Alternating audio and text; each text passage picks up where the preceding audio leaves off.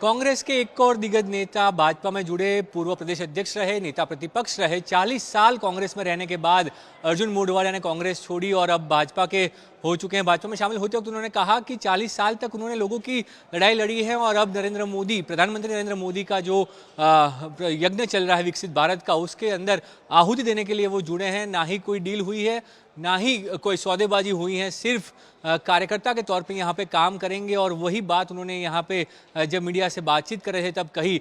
सबसे महत्वपूर्ण चीज़ ये है कि जिस तरह से कांग्रेस से एक के बाद एक नेता टूटते जा रहे हैं, अलग अलग ज़िलों या फिर अलग अलग बैठक से जब वो आते हैं तब भाजपा को उसका सीधा फायदा यूँ होता है क्योंकि वहाँ पे वो जिस इलाके से आते हैं, जिस क्षेत्र से आते हैं, वहाँ पे उनकी अपनी पकड़ होती है। और कई बार जिस तरह से जो विधायक आए हैं वो खुद जीत के आए थे, तो अब ये जो सीट कांग्रेस के पास थी वो भाजपा के पास चली जाएगी। तो हर बार भाजपा की जो रणनीति रहती है, ऐसे इलाकों से कांग्रेस के नेताओं को यहाँ लाया जा चुका है कि जहाँ पे भाजपा या तो जीती ना हो या जीतने में भाजपा को कोई तकलीफ पड़ी हो, दिक्कत आई हो, तो उन चीज़ों के सामने भाजपा जो है हमेशा ऐसी रणनीति बनाती है। साल 2004 से अब तक की बात करें तो तकरीबन 100 से ज़्यादा कांग्रेस के ऐसे नेता जो या तो विधायक रहे हैं, पूर्व विधायक रहे हैं, या सांसद रहे हैं, या पूर्व सांसद रहे हैं, वो कांग्रेस छोड़ के भाजपा में शामिल हो चुके हैं। यानी कि उनके इलाके में जहाँ पे कांग्रेस का कब्जा था, वो सारी चीज़ें जो हैं वो भाजपा के पास अब जा चुकी हैं, वहाँ पे भाजपा का कब्जा हो चुका है।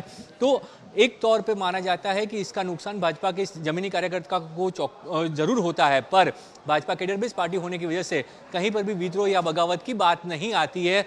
यहाँ पे कांग्रेस से आए सभी नेताओं को जो है कार्यकर्ताओं ने स्वीकार कर लिया है, कहीं पर भी कोई बगावत नहीं हुई।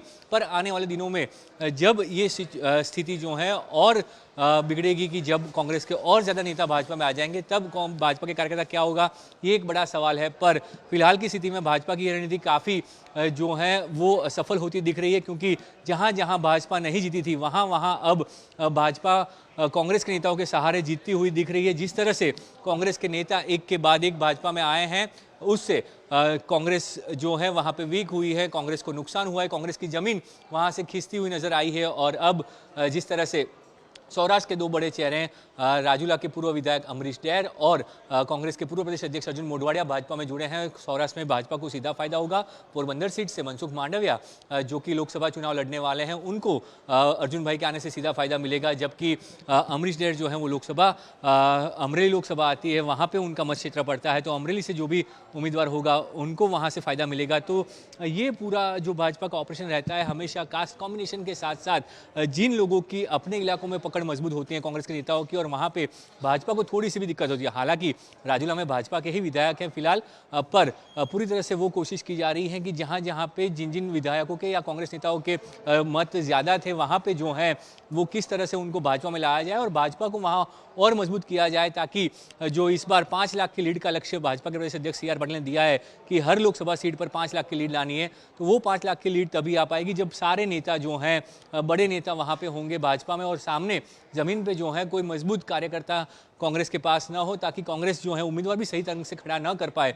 ये पूरी रणनीति है जिसकी वजह से भाजपा का जो बढ़ती मेला है वो लगातार जारी है। ये छठा हफ्ता है जहां पे भाजपा ने कांग्रेस के कार्यकर्ता, नेता और पूर्व प्रदेश प्रमुख रहे लोगों को भाजपा में जोड़ा। इससे पहले नारायण राठवा भी जुड़ चुके हैं और 10,000 से ज़्यादा कार्यकर्ता भी भाजपा में शामिल हो चुके हैं।